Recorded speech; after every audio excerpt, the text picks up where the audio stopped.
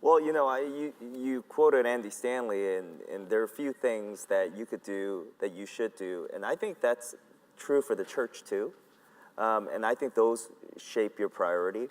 There's a few things that we could do that God has called us to do, and we shouldn't shop that out. But you know what? The reality is that there are a ton of things that we do that other people could do, and other people could do better, but we think that we own it.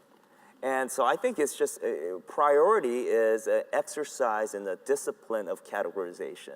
And you have to assess things. And so I think one of the activities that you can have, and maybe even perhaps have other people speak into you, is what are our categories? I love what your elders do for you. They help you assess, because you can't see yourself, right, as well as other people. So getting people around you to speak into you and say, what do you think I should do? Perhaps sometimes, it's something that you think you should do, but it's not, And so you get these things and you understand, I think, what are the big rocks that I think I have to put first, but also that only I can do or that I should do. And I think that's just getting that outside voice and assessing that situation would really help. The question was, about priorities, and so much has to be done in church planning and how you prioritize all that. I don't know if you guys are familiar with the urgent, important matrix that goes from things that are urgent to not important, urgent and important. And it's something the business world uses, but I literally took copies of this digitally and on paper, sat down with my ministry team. I usually do this about once a year, and talked to them about how, number one, I will pull it out. When I'm overwhelmed, I will still pull out the urgent, important matrix. And it's amazing how it filters out all the junk you think you've got to do, but you really don't have to do, and prioritizes. But I've also helped my team. The other thing I would just say quickly is that I know all these guys. I've listened to all of them teach now. All of these guys have done a masterful job of discipling their people. Derwin, I've heard him say it numerous times listening to him preach, that he's constantly telling his people, look, I'm not good at this. And these are the three things I feel like I'm gifted to do.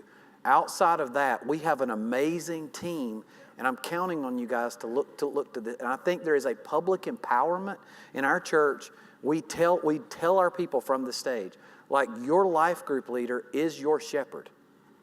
And you need to look to them first, and your group to meet your needs first. And then if they can't, we always tell people in our church, if you're not in a small group in our church, you're not going to be effectively cared for pastorally.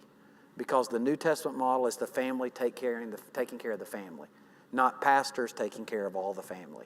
You got to be connected to the family if you want to be loved on, cared for, if you want us to know what's going on in your life. So, other thoughts about prioritizing? Well, one of the things is you got to begin with the end in mind, because you can prioritize your activities every week and still not accomplish what you're trying to accomplish.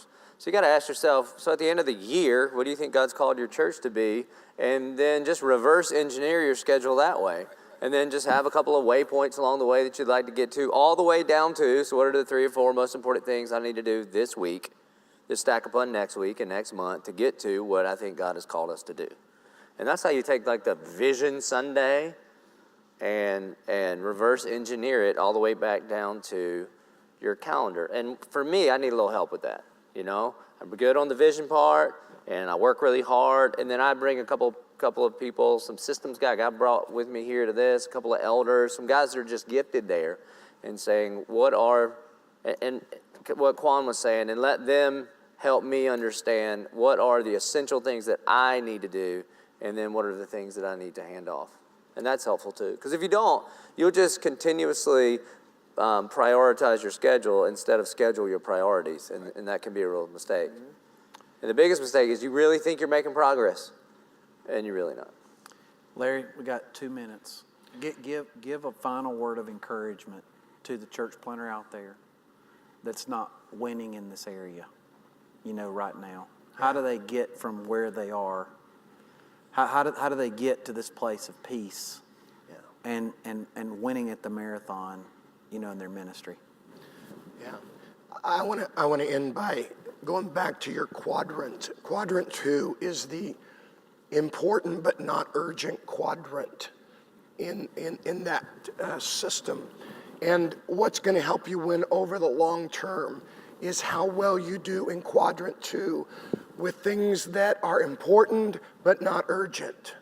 Exercise is not urgent, but it's very important for the long run. Your devotional life is important, but it's not urgent. Your date night, important, but not necessarily urgent. And so if you will look at your life and understand what really fits in quadrant 2, and God, how can you build into quadrant 2 those things that are going to help me not just in the moment and not just in the ministry, but for a lifetime, because ministry is incarnational.